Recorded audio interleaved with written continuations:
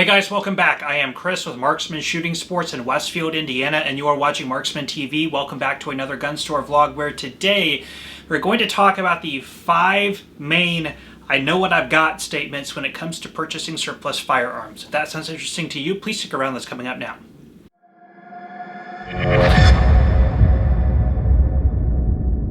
Okay, so the title of this video is a little bit tongue-in-cheek. I'm not here to make fun of anybody who thinks that a particular aspect of their firearm makes it more valuable than another. And in all reality, a lot of these assertions may actually be true. Not all the time are they false. But I have been in the firearms industry now for 10 years. I've bought many surplus firearms. I've looked at many surplus firearms, both in our store and on our website. So when it comes to the things people say that they attach value to when trying to sell their surplus firearm, I've heard them all. And in many cases, it's not always true, which is why I wanted to make this video. So starting us off with our first one, the number one thing I typically hear is, this is a bring back. It was brought back by my uncle, by my grandfather, by my father. And for those of you who don't know, a war bring back is up until about the Korean War in the United States, troops could bring home war souvenirs or trophies. Typically, these could be anything. These could be cameras, bayonets, firearms are typically prized. And if a firearm were brought home, it would be taken to the commanding officer of that person who is trying to bring home the war trophy. It would be signed off on in a document known as bring back papers by collectors today. And then the firearm would be brought home. Now, not all war bringbacks do have bringback papers. Either they were lost over time, or a lot of troops just stuck them in their duffel bags and brought them home and didn't bother with the paperwork at all. Now, bringback firearms typically have a higher nominal value attached to them for a couple reasons, and this is typically how you can tell it's a bringback or not a bringback. Now, the reason I wanted to do this video is actually because yesterday we had this happen. A very nice gentleman came in and said his uncle had brought back a couple rifles from World War II. One is an Enfield and one was a Mosin M44 carbine. I thought that a little odd because typically you don't see war trophies in the form of the firearms used by our allies in the war. They're typically trophies are captured weapons from the enemies that we are fighting. That's why it's a war trophy. But I was happy to look at it. Upon immediate inspection, I noticed post-war refurbishment markings on the firearm as well as an import mark. Now, an import mark that was due to the 1968 GCA. Firearms imported into the country by American importers had to put importation marks on the firearms. So if it's got an import mark, definitely not brought home. So if somebody is trying to attach additional value to something because of it being a bringback by somebody in their family, and there is an importation mark on it, unfortunately it is not true. And in this case, I had no reason to believe that he was trying to pull a fast one on me. I genuinely thought it was a bringback from his uncle, but I had to tell him it really wasn't. But that's something to look for when you're looking at bring back marked firearms that do typically have higher values. Look for importation marks. You see the importation mark, don't pay a premium for it. It is not a bring back. The second one, and this is one a lot of you guys hear a lot, and isn't it funny that every World War II German P-38 or PPK or Luger was taken off of a dead German general? Now, I hear this one all the time. People will bring in a Luger or something and say, again, brought back by my grandfather who took it off of a dead German general, or better yet, a concentration camp commandant, an SS guard or such. Now, when it comes to stories of things being taken off of historic figures or out of historic locations, there really can be no nominal value attached to that firearm unless there is provenance documentation. For example, if your grandfather did serve in World War II and ended up liberating a concentration camp and took a Luger off of a surrendering commandant, that very well may have happened.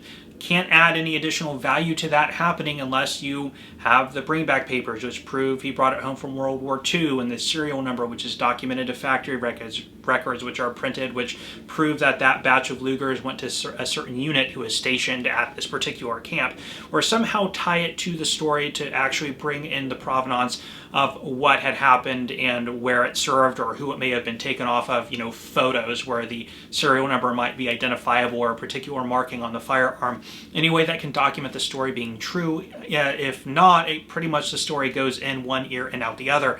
It's not that the person buying the firearm doesn't necessarily believe that it happened, but if somebody like I were to go and resell the firearm and pass on the story and try to get extra value out of the story, I wouldn't be able to do that unless I had proof that that story were true, or the person it was taken from actually existed, or that's the circumstances that passed. Now, if you have the documentation, you're golden, and that will add a lot of value, especially if it adds really historical relevance to the firearm. That's why at auctions, any historically relevant piece that goes for big money is always well documented, and that's why. And this is also where the phrase "buy the gun, not the story" comes from. The third phrase I typically hear is "it is an unissued or factory original condition." Now, it is true there are some surplus firearms going back to even World War I or World War II that may be in unissued factory original condition. We're talking like it just came off of the assembly line yesterday and it was made during standard production. 99.9999% times that is false. Okay, typically what has happened in most of those cases is it's been through arsenal refurbishment, which means it went through the war, it got all of its bruises and scrapes and dings and finish wear.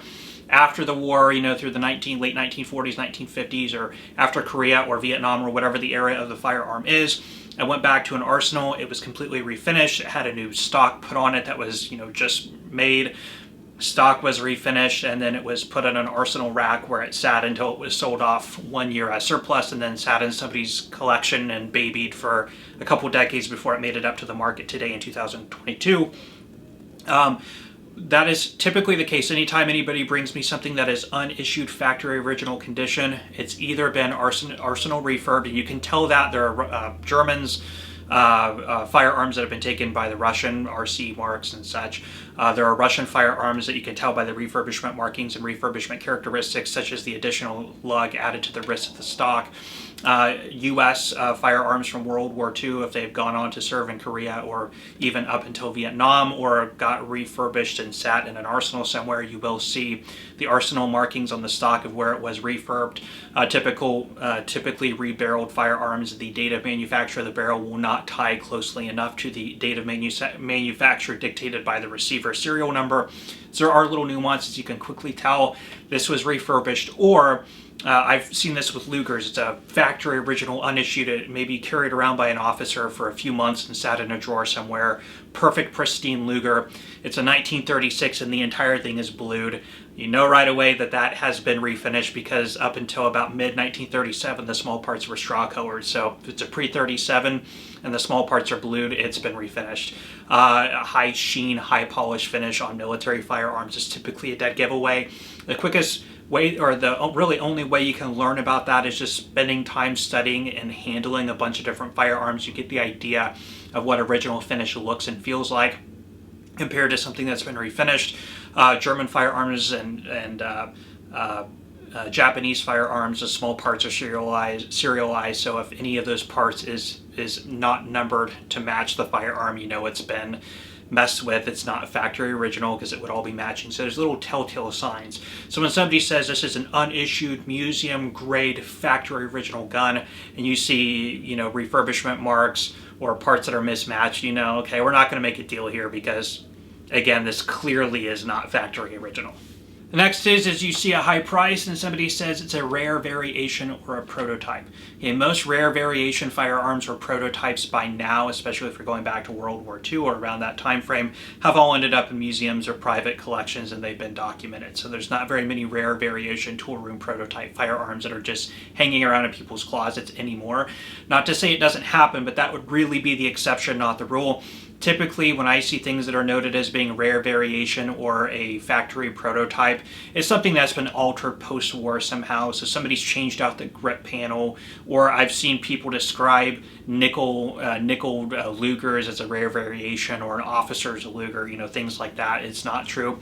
Not necessarily that the person trying to sell it is trying to be disingenuous. It could be that they bought it thinking that that's what it was, and it really isn't. So again, in 99.9% of cases, if you have a rare variation or tool room prototype, it's probably been altered in some way, not at the original factory manufacturer. Not to say that there isn't some of that stuff genuinely out there, but by now, most of it's all been documented and in private collections or museums. And the last and final one, and this is one that I typically hear a lot either through my website when people are putting surplus firearms through or coming into my store, is when they say, I bought it from X online surplus dealer. There are 2 or 3 big prominent dealers online that deal heavily in surplus firearms. the pricing on the stuff that they sell is really above market. And I'm not trying to say or throw any of these people under the bus or say that they're being predatory in their practices.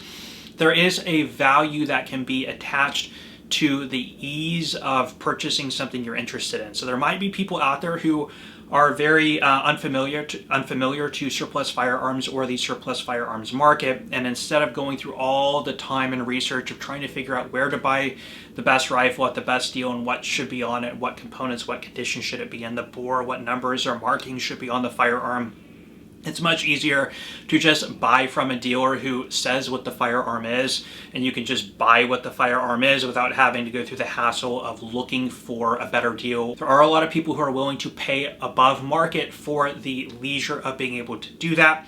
Nothing wrong, again, or predatory about those online surplus dealers, but when somebody comes to me with a surplus firearm that they say, I got this at X online retailer and I paid X amount of dollars for it, I know we're not going to make a deal because I'm not going to pay anywhere near that when they can be purchased on GunBroker for 30% less. Well, anyway, guys, that is my quick list of the top 5 I know what I got comments that I typically hear when dealing in the surplus market. If you enjoyed this video, please let me know by hitting that like button. Please also consider subscribing to my channel and hit that bell notification button so you are aware when I am posting new content.